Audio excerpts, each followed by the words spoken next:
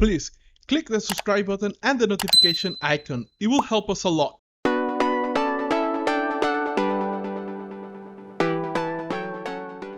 No, so picture books are actually kind of a different model and beast to self-publishing with Amazon. So I think like self-publishing opportunities are really exciting and great for a lot of different genres, especially things like sci-fi and romance and YA. And I think Kindle makes a ton of sense because it's a digital product. But picture books are still actually bound, and they're 32 pages.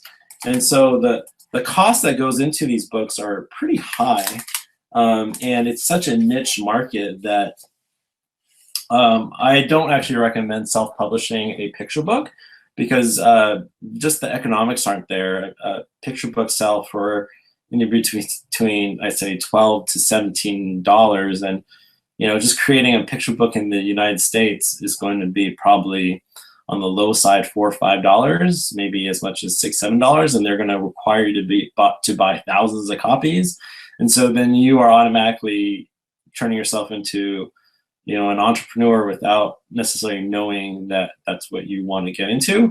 So I think a lot of people kind of do that, and I think the hard part about self-publishing a picture book is also you have to have a great story. So that's just a lot of risk and a lot of things to do. So I actually don't recommend self-publishing for picture books in particular. I think it can be a viable option for other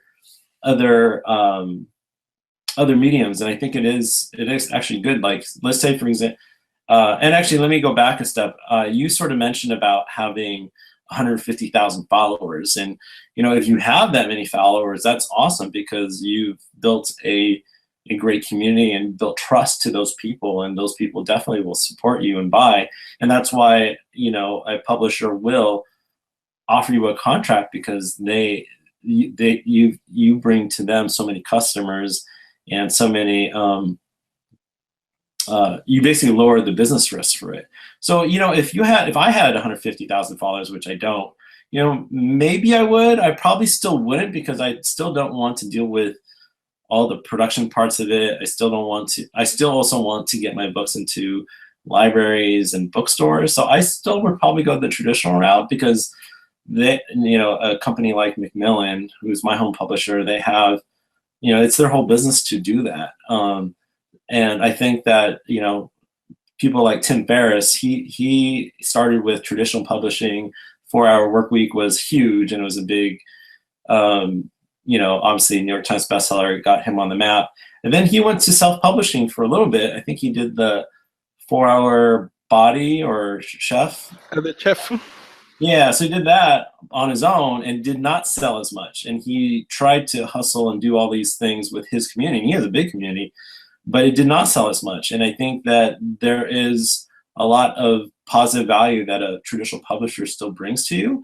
And if you can have both, like if you can have the support of a big publisher and have your own following, then that's the perfect recipe, because they get you into libraries, and you also get they have a marketing team that is putting your stuff out there, and you'll get more opportunities from there. And if you can leverage your community to help you have a big launch and get on the New York Times bestseller, that's the way to go. I think that's ideally the way to go. Getting a book deal is hard though, and it takes time and it takes work.